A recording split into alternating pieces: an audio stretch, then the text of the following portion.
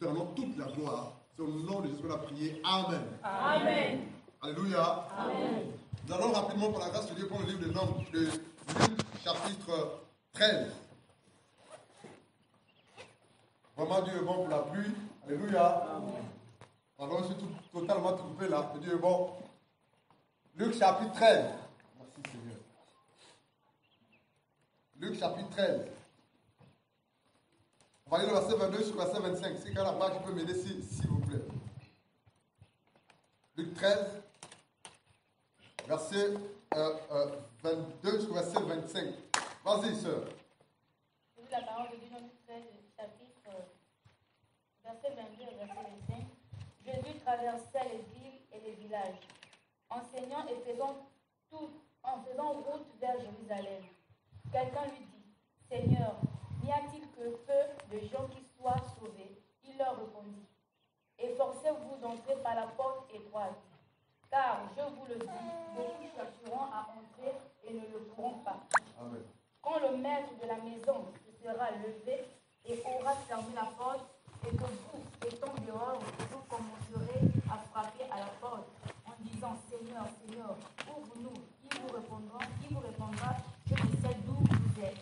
Alléluia. Si tu devrais lever ta tape, un pan pour trouver l'enfant, ouvre-le.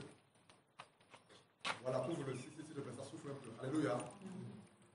Ici, que Dieu te bénisse, tu peux t'asseoir. C'est une question que l'on pose à Jésus. Écoutez-moi bien, s'il vous plaît. Dieu nous pose également la même question ce matin. Nous allons parler un tout petit peu du livre de Nombres. Mais avant de commencer à parler du livre de Nombres de la Bible, nous allons commencer par Luc chapitre 13. Oui, Fabrice. D'accord. Et la Bible dit précisément dans Luc chapitre 13, verset 22, Jésus traversait les villes et les villages, enseignant et faisait route vers Jérusalem. Donc il allait vers Jérusalem, le centre. Il devait être crucifié. Écoutez bien s'il vous plaît. La Bible dit au verset 23, quelqu'un, donc une personne lui dit, lui pose cette question, Seigneur, n'y a-t-il que peu de gens qui soient sauvés? Cet homme-là, qui pose la question, était étonné du fait que peu étaient sauvés. Et ça l'a intrigué en fait, ça l'a dérangé. Le gars a pris tout son courage, il est parti vers Jésus, il a posé une question capitale à Jésus. Mais pourquoi peu seulement sont sauvés, maître? Et quelle est la réponse du maître? Voici la réponse, c'est la suite. Verset 24. Voici la réponse de Jésus. Il leur répondit, verset 24, efforçons-nous, efforcez-vous, efforce-toi d'entrer par la porte étroite. Quand je vous le dis, beaucoup chercheront à entrer par cette porte étroite-là, mais ne pourront pas. Une question était posée au maître. Pourquoi peu seulement sont sauvés? Pourquoi peu arrivent, se décident de suivre en esprit et en vérité le Seigneur Jésus-Christ de Nazareth? Pourquoi peu? Il y a peu de gens seulement. Pourquoi? Et Jésus lui dit, mon ami, je suis content que tu me poses cette question. Voici la réponse. Efforce-toi d'entrer par la porte étroite. Jésus ne lui a pas dit dans les dîmes. Jésus ne lui a pas dit, va prier matin, midi et soir. Il lui a dit, efforce-toi. Tu as une part de responsabilité. J'ai une part de responsabilité dans la chose du salut. Il dit, efforcez-vous. Tu as ton effort, j'ai mon effort à faire, frère. Oui, le salut est gratuit au nom de Jésus. Après la pluie vient le beau temps. Regarde le ciel, frère, c'est beau. Le salut est gratuit. Il dit, efforcez-vous d'entrer par la porte étroite. Il dit, peu de gens passent par là, peu. Malgré qu'il y ait peu de gens, mais peu passent quand même par la question, est-ce que toi, tu feras partie de ce peu-là? Est-ce que je ferai partie de ce peu-là? Les personnes qui rentrent par la porte étroite. Une porte étroite, c'est une porte resserrée. Une porte étroite, c'est une porte qui est vraiment serrée à tel point que toi et moi ne pouvons pas passer par cette porte avec nos péchés. Les péchés du raisonnement, les plaintes, les murmures, la colère, la masturbation, le manque de pardon, péché des raisonnements, péché des justifications, tu vas te justifier. Si je n'arrive pas à faire ça pour Dieu, Je n'arrive pas à obéir la parole, c'est à cause de ça. Frère, tes raisons étaient justificatives aux yeux de Dieu, c'est 0. Jésus a dit à cet homme, mon ami, efforce-toi. Efforce-toi d'entrer par la porte étroite, car je vous le dis, beaucoup chercheront à entrer et ne pourront pas. Verset 25. Quand le maître de la maison se sera levé et aura fermé la porte, parce qu'il y aura un temps où la porte sera fermée.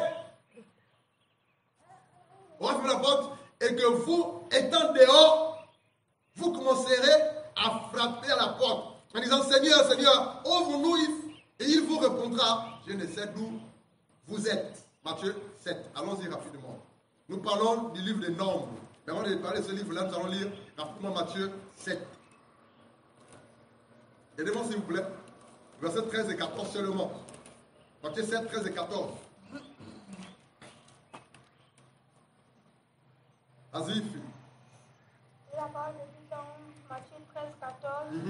Entrez par la porte étroite, car large est la porte spacieux, est le chemin qui mène à la perdition. Et il y en a beaucoup qui entrent par là, mais est 14, mais étroite est la porte réservée,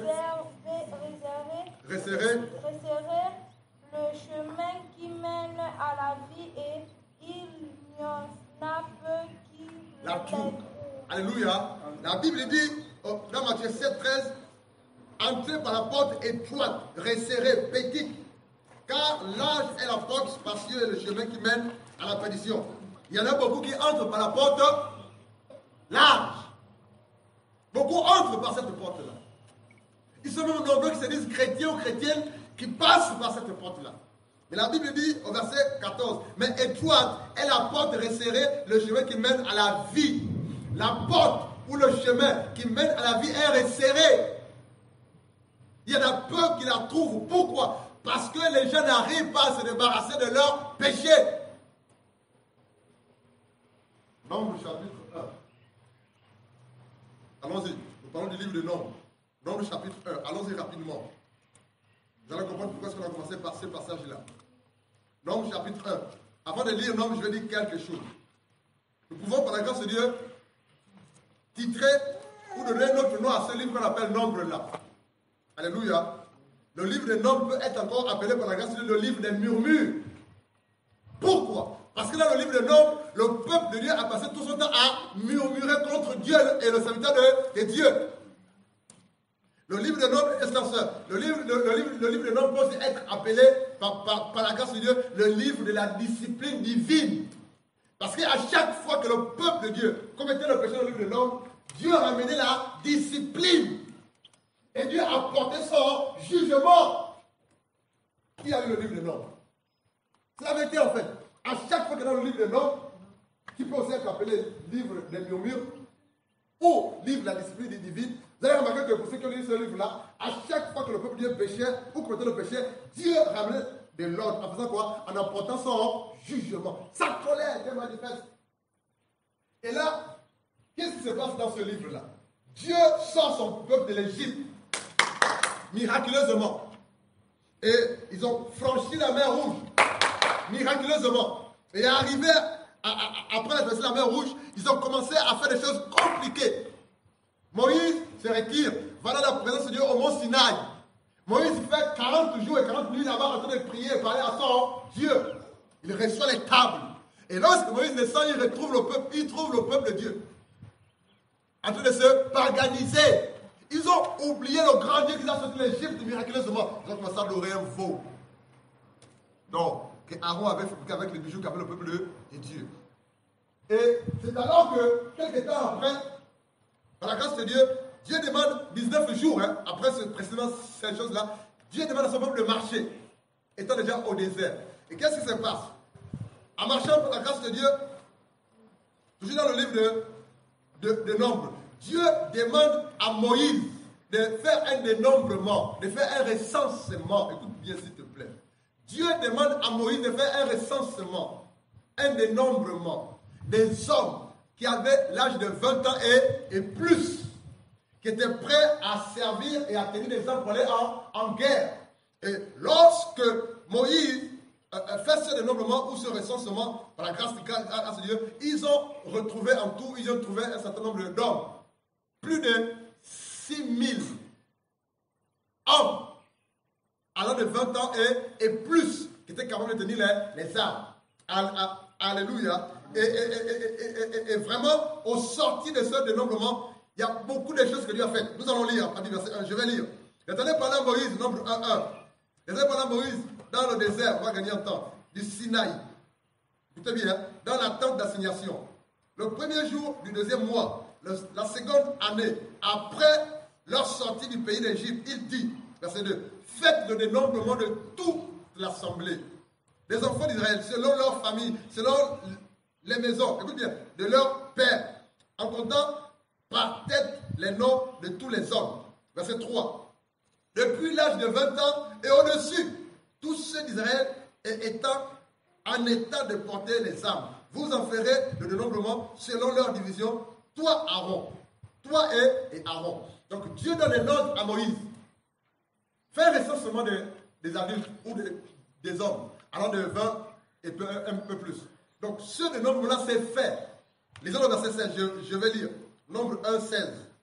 Tels sont ceux qui furent convoqués. Nombre 1, verset 16. Tels sont ceux qui furent convoqués à l'assemblée. Princes des tribus de leur père, chefs des milliers d'Israël. Verset 17. Moïse et Aaron prirent ces hommes qui avaient été désignés par leur nom. Et ils convoquèrent toute l'assemblée. Le premier jour du deuxième mois, on les enregistra selon leur famille, selon les maisons de leur père, en comptant par tête les noms depuis l'âge de 20 ans et plus. Verset 19. Moïse en fit le dénombrement dans le désert de Sinaï, comme l'Éternel lui avait ordonné. C'est Dieu qui a ordonné à Moïse de procéder au dénombrement, recensement, des hommes allant de 20 ans et plus. Parce qu'à l'époque, la guerre était physique. Alléluia. Et là, qu'est-ce qui se passe? Dans le livre des nombres, qu'on appelle aussi le livre des murmures, ou par la grâce, qu'on peut appeler le livre de la discipline divine, était ponctué par un certain nombre de choses. On va continuer. Je vais lire le verset 44, le verset 46. Nombre 1, 44, nombre 1, 45, nombre 1, 46. Vous allez comprendre. Nombre 1, 44, nombre 1, 45, nombre 1, 46. Je vais lire. Tels sont ceux dont le dénombrement fut fait par Moïse et Aaron et par les 12 hommes princes d'Israël, et il y avait un homme pour chacune des maisons et leur père. Verset 45.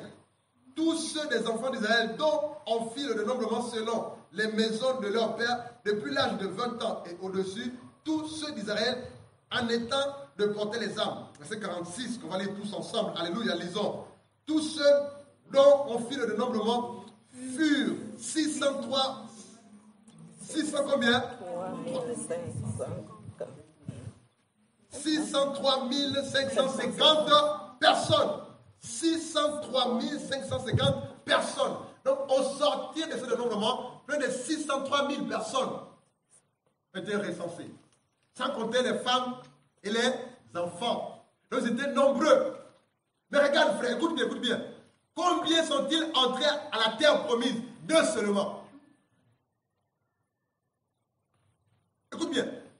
Des 603 000 personnes environ, alléluia, au sortir de ce dénombrement, combien sont-ils rentrés à Canaan, à la terre promise? 2 personnes, que sont Josué et Caleb. Où sont passés tous les autres humains? Ils sont morts dans le désert.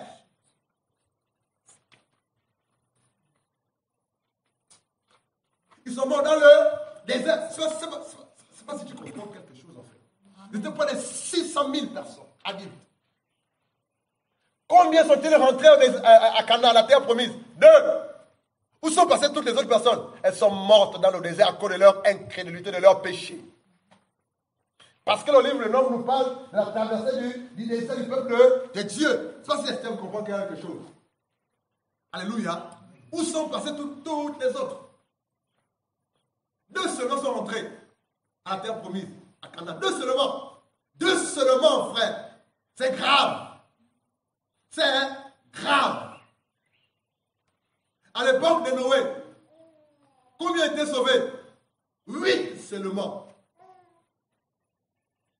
Et lorsque cet homme pose la question à Jésus, mais pourquoi peu sont seulement sauvés? Qu'est-ce que Jésus dit? Efforce-toi d'entrer par la porte, et toi, pourquoi le salut est personnel.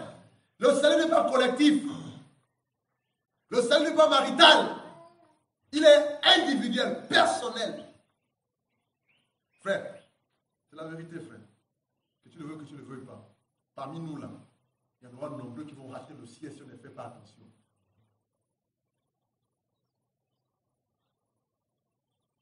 Parmi nous qui sont assis là, ou nombreux des personnes qui prient dans d'autres assemblées, nombreux vont rater parce que peu seulement seront sauvés. Peu, frère.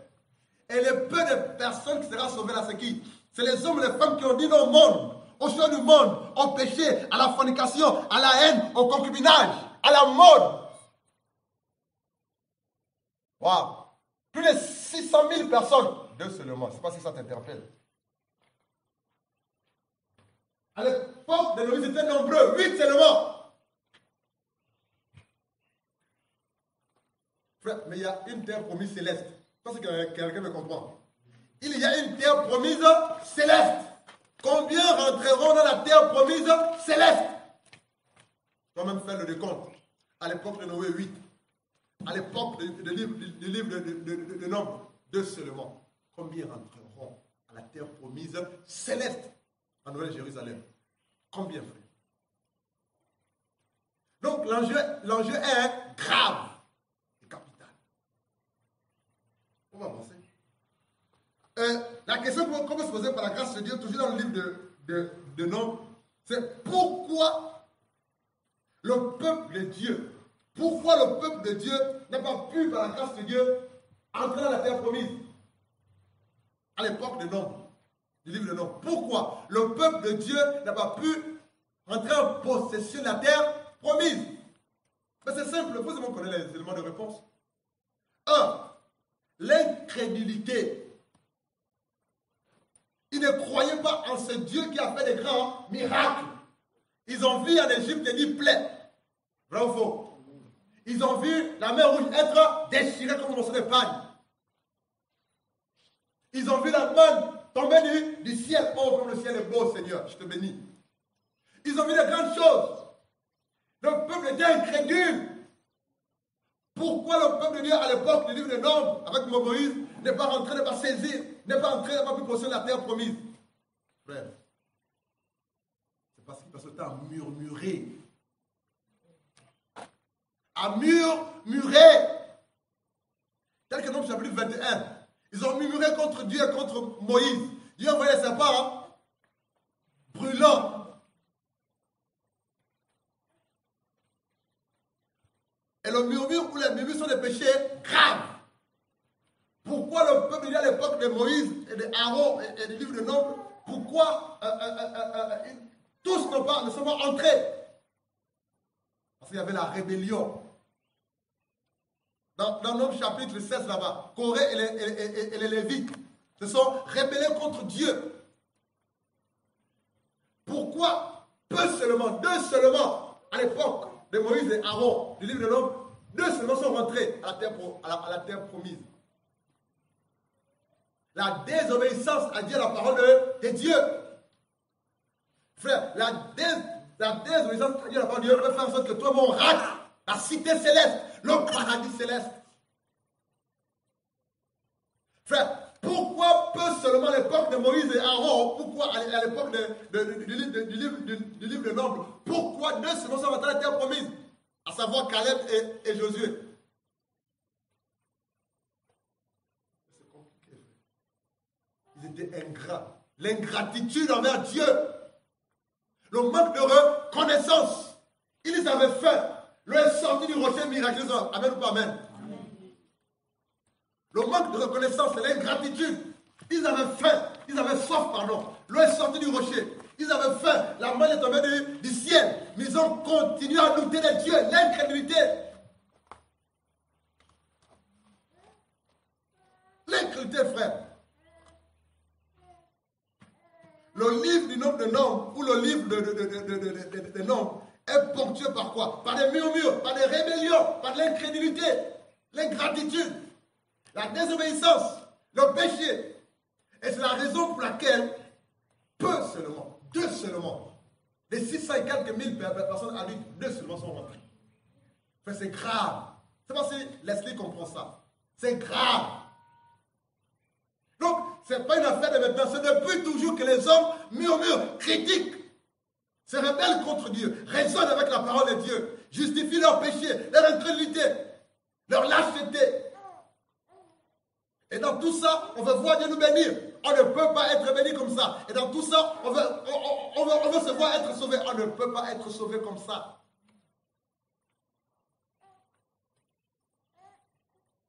Pourquoi le peuple de Dieu, à l'époque de Aaron et Moïse, dans le livre des Nombres, n'ont pas pris possession véritablement?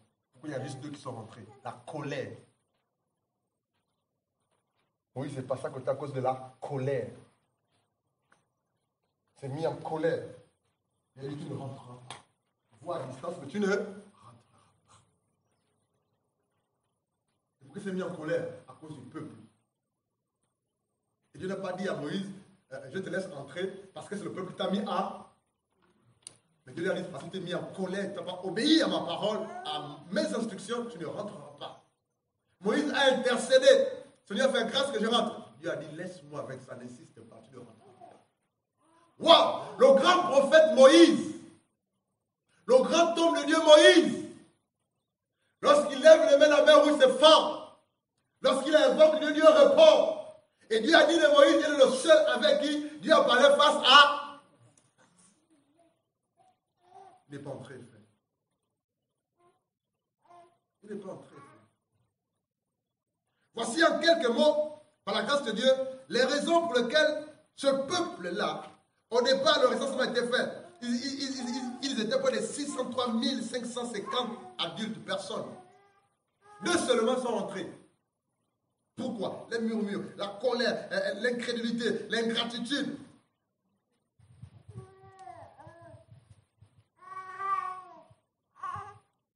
Alléluia. Alléluia. La vérité est faite. Est-ce que toi et moi sera sauvé? Non, je vous pose la question autrement. Est-ce que toi et moi on rentrera? Est-ce que toi et moi on va arriver à la nouvelle Jérusalem céleste? Est-ce que toi et moi, ce jour-là, lorsque la porte du ciel nous sera ouverte, est-ce qu'on pourra entrer par la porte étroite? Mais la Bible dit ne pourront entrer par la porte étroite que les hommes et les femmes qui sont forcés à obéir à Dieu et à la parole de Dieu au prix de leur vie.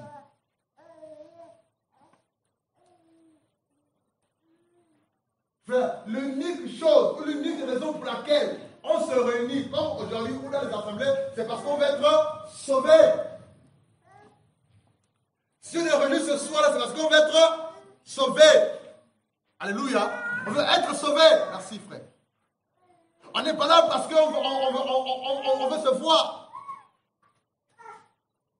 Si Jésus-Christ de Nazareth, la parole de Dieu n'est pas au centre lors de nos réunions, si l'évangile qui est prêché ne nous présente pas Christ et ne nous pousse pas à nous séparer du péché, Dieu n'est pas là.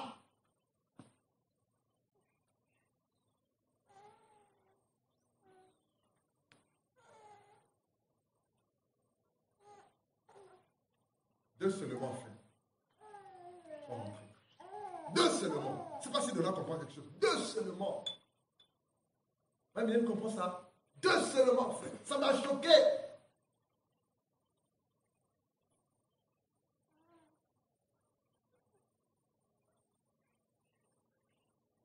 Alléluia. Amen. Frère, c'est possible que tu sois sauvé. C'est possible que je sois sauvé. C'est possible que nous soyons sauvés au nom de Jésus. Mais en nulle condition. L'obéissance à Dieu, à la parole de Dieu, la rigueur, la sanctification, la crainte de Dieu, la séparation avec le péché. C'est possible, frère. Que toi et moi nous passions, nous rentrons par la porte étroite et resserrée, c'est possible. Frère, les menteurs ne passeront pas par cette porte étroite-là. Les voleurs, les fornicateurs ne rentreront pas. Ceux qui pratiquent la haine, la sorcellerie, la masturbation ne rentreront pas. Ceux qui s'habillent de manière légère ne rentreront pas. Ceux qui raisonnent, lorsque Dieu leur dit que ça, c'est pas de moi, abandonnent, ne rentreront pas. Ceux qui passent le temps à murmurer, à se plaindre, ne rentreront pas. Ceux qui passent le temps à regarder la télévision matin, midi et soir, ne rentreront pas. Ceux qui n'accepteront pas de payer le prix, ne rentreront pas. Ceux qui n'accepteront pas de se séparer du monde et ceux du monde, ne rentreront pas. Ceux qui ne se sanctifieront pas, ne rentreront pas. Que tu aies prié matin, midi et soir. Que tu as travaillé pour Dieu matin, midi et soir. Que tu aies des dîmes, des enfants matin, midi et soir. Si ta vie n'est pas conforme à Dieu, la parole de Dieu, tu ne rentreras pas. Que tu aies bailli le temple matin, midi et soir. Que tu aies une vie de jeûne de prière matin, midi et soir. Mais si tu entretiens un péché quelconque, tu ne rentreras pas.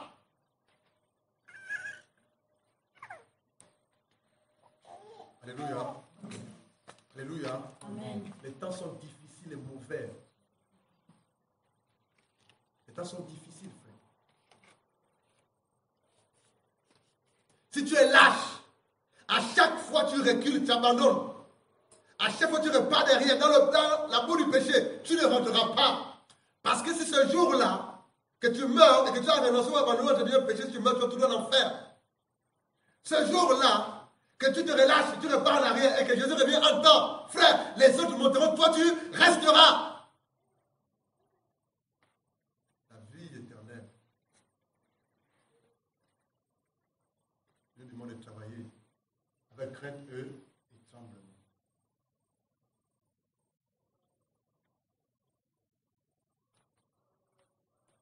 Dieu fait sa part, toi on offre notre part. Nous, efforçons-nous. Entrez par la porte droite. Alléluia.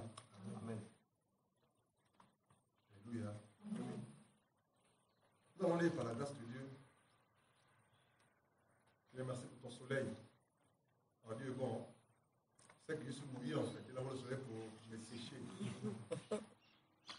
Amen. Amen. Bon, vous n'êtes pas mouillé. Moi, je suis mouillé totalement. Jusque, voilà quoi. Il a le soleil pour me sécher en fait. Merci, merci papa. C'est bien trempé. 1 Corinthiens chapitre 10, de verset 1 à 12. Allons-y. 1 Corinthiens chapitre 10, de verset 1 à 12. Allons-y.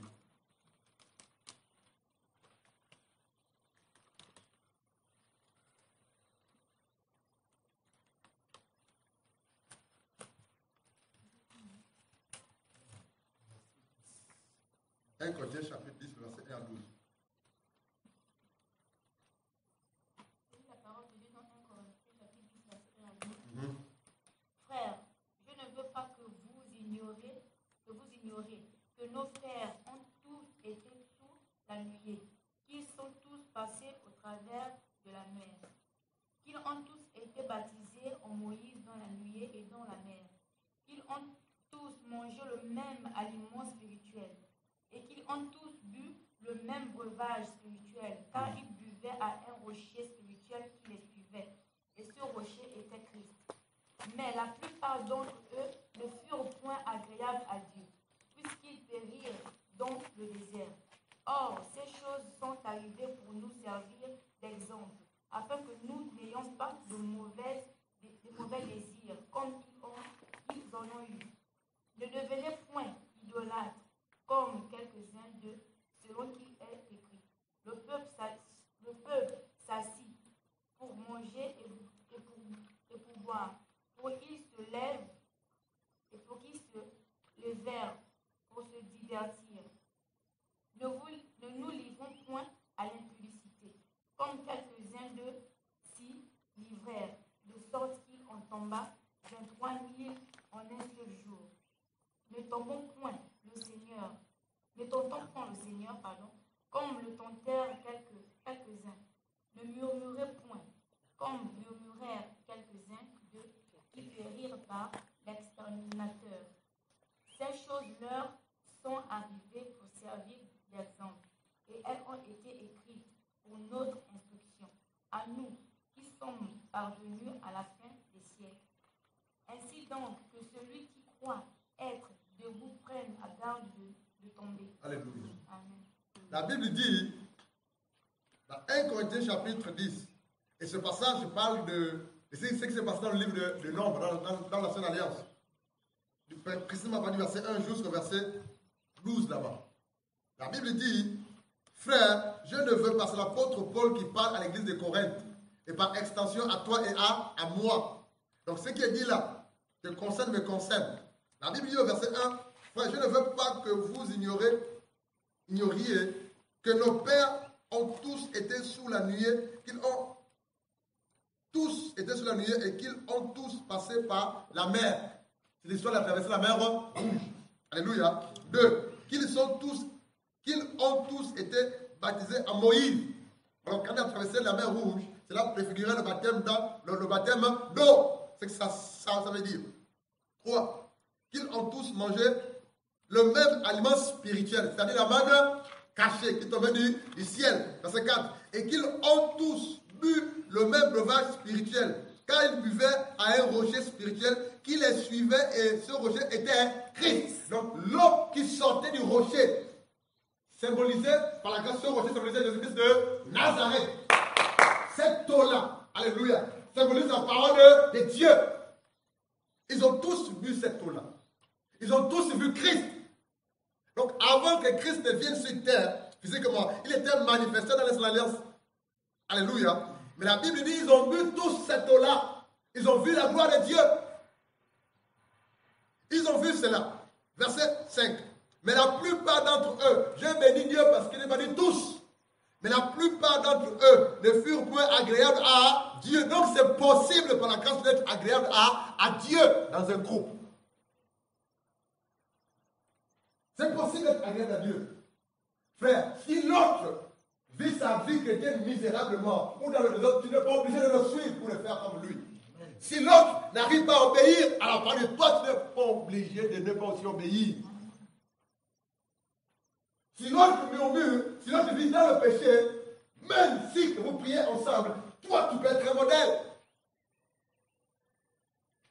La Bible dit au verset 6, verset 5, mais la plupart d'entre eux ne furent point agréables à Dieu, puisqu'ils périrent dans le désert. Nombreux ont péri.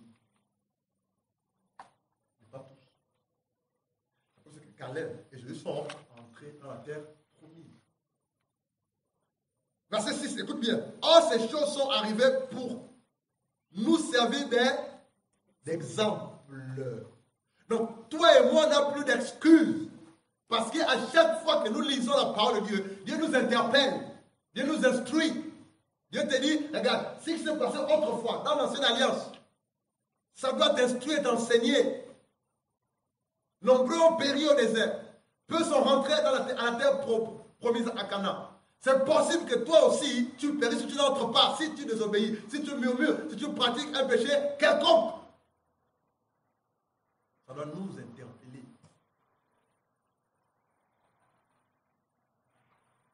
Il y a un frère qui m'a envoyé une vidéo avant-hier. Il n'est pas là, c'est Donald. Il ne prépare sa réunion de mariage. Il était là, il posait les bidons. Donc, et dans cette vidéo, j'ai juste regardé juste un tout petit peu. Je ne suis pas tout parce que le gars qui parlait, sa tête ne m'intéressait pas parce qu'il n'est pas chrétien en fait. Mais c'est parce qu'il n'est pas chrétien, c'est pas cet homme-là. C'est un panamiste. Et les panamistes, ce ne sont pas des chrétiens. C'est leur Prana. Et derrière cette vidéo, il y avait la photo de leur Dieu Prana. Donc du coup, je n'ai pas regardé la vidéo, j'ai zappé. Mais j'ai écouté juste une partie. Toute petite partie. Il a dit, parce qu'il s'adressait aux autorités gabonaises, au gouvernement. Il dit que ce n'est pas normal que le gouvernement s'amuse avec le nom de l'Église. Mes frères, j'ai dit à cet homme-là, je vais laisser sa vidéo, mais c'est nous, Église, chrétiens, pasteurs, qui jouons avec le nom de l'Église. Qui ne respectons pas le nom de l'Église de Jésus. Si nous, chrétiens, nous, serviteurs de Dieu, nous respections le nom de Dieu et l'Église, frère, il y a beaucoup de choses dans ce pays qui ne peuvent pas arriver. Et Dieu vous pouvez me dire, Blanchard, si toi tu ne te respectes pas, si tu ne respectes pas le ministère que je t'ai donné, si tu ne respectes pas mon nom, si tu ne m'honores pas, qui va t'écouter? Si je n'ai pas un modèle, un exemple, qui va t'écouter? Ce qui est vrai, c'est que tu ne serais pas là à m'écouter si j'étais un menteur, un voleur, un escroc, un concubin, ou un bandit, vrai ou faux? C'est de notre faute en fait, c'est qui arrive dans ce pays, à cause de l'Église. On ne respecte pas le nom de Dieu. On ne prend pas au sérieux le corps de Christ qui est l'Église.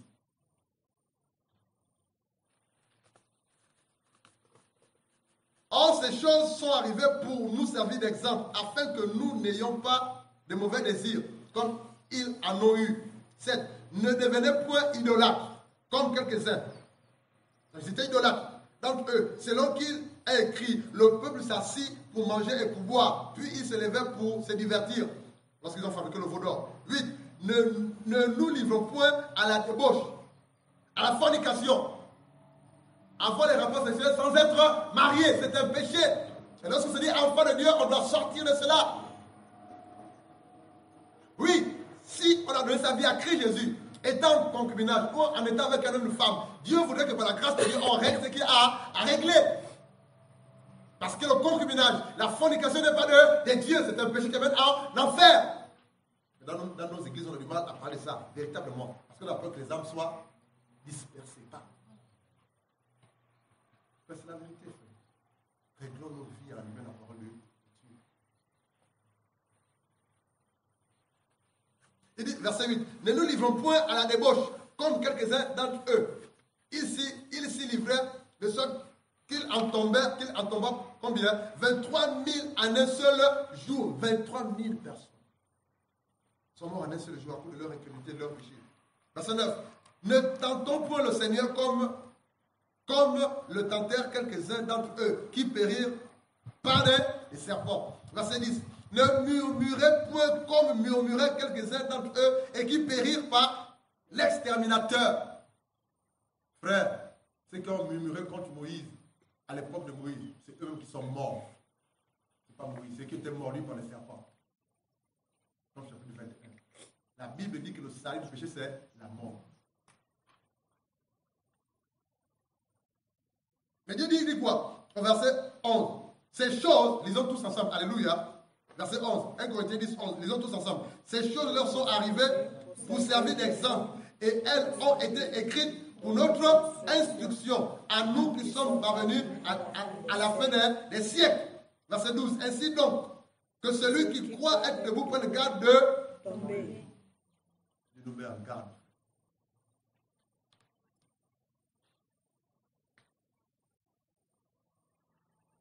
Si Dieu a permis que ces choses soient écrites là-dedans, là, ce qui se passe dans le livre des Nombres, là, ou dans la Sainte Alliance, c'est pour que toi, on soit instruit. Pour qu'on ne tombe pas dans les mêmes travers, dans les mêmes choses que les autres. Frère, par la grâce de Dieu, c'est possible d'arriver. La marche est longue, la course est longue, pour le royaume, pour le ciel, c'est possible d'arriver. Par la grâce de Dieu, et par rapport aux efforts que l'on fait, par la grâce de Dieu. Ces choses-là sont arrivées dans le désert. Ces choses ont été écrites dans ce livre-là pour nous servir d'exemple, de modèle, de modèle. Pour qu'à chaque fois que l'on lit ces choses-là, on se laisse interpeller par Dieu. On s'efforce à obéir à Dieu, à la parole de Dieu, pour notre propre salut. Frères, allez-y lire à la maison Nombres chapitre 14. Ils ont vu la gloire de Dieu. Lorsque Dieu demande à Moïse d'envoyer les espions à Canaan pour explorer le pays dans lequel ils devaient entrer pour prendre possession, ils sont revenus avec un bon rapport. Mais ils ont dit à Moïse et aux autres, on ne peut pas. Là-bas, il y a des géants. Si on part, ils vont nous massacrer. Frère, ils ont oublié les grandes choses que Dieu a faites avec eux derrière. Frère, parfois, lorsque tu es éprouvé difficilement, lorsque tu penses que devant toi il y a un mur, il y a un obstacle, souviens-toi de ce que Dieu a fait avec toi dans le passé et fonce. Obéis simplement. Parce que notre Dieu est fidèle. Notre Dieu est fidèle, il est souverain. C'est le Dieu des miracles. C'est le Dieu tout-puissant. La Bible dit, il dit une chose et la chose arrive. Il ordonne, elle prend vie. Son nom, c'est Jésus-Christ de Nazareth. C'est possible d'être un modèle. Que tu sois âgé, moins âgé, jeune ou moins jeune, c'est possible, étant en Christ, d'être un modèle pour sa génération, pour sa famille, pour son quartier, pour sa ville, pour son école, pour son lieu de travail. C'est possible. possible d'être une femme sage pour son mari. C'est possible d'être une source de bénédiction pour les autres. C'est possible de payer le prix pour que les autres soient sauvés. C'est possible. Voici en quelques mots l'histoire de ce livre-là, le livre des Nombres. Pourquoi le peuple de l'époque n'est pas rentré à Canaan, la terre promise?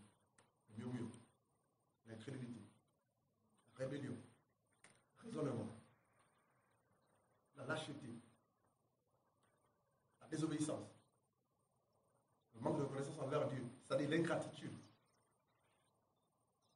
Deux seulement sont rentrés. Et Dieu en parle aujourd'hui pourquoi? Parce qu'il veut, par la grâce de Dieu, te mettre en garde. Il faut et moi continuer à marcher droit vers Canaan, Canaan céleste, la nouvelle Jérusalem. Alléluia. Alléluia. Vraiment, peu de mots. À la grâce de Dieu, malgré le temps difficile, c'est que j'avais à cœur à nous partager. Vraiment à cœur. Pour nous encourager. Il ne faudrait pas que la pluie qui a eu lieu, qui est tombée là, te décourage. Parce que toi, tu n'es pas mouillé, c'est moi qui suis mouillé. Alléluia. La Bible dit de ne pas négliger les faibles commencements. Ça fait partie de la marche. Alléluia. Vous verrez en quelques jours le toit fini. Vous verrez en quelques jours ce toit fini. Vous verrez en quelques jours le toit fini. Et on ne se mouillera plus jamais. Sauf pour ceux qui vont être à l'extérieur. Parce qu'ils vont se détendre dehors. Il va tellement attirer les hommes et les femmes de toutes catégories, de tout cas, de tout rang social. Frère, c'est la vérité. Dieu me l'a dit.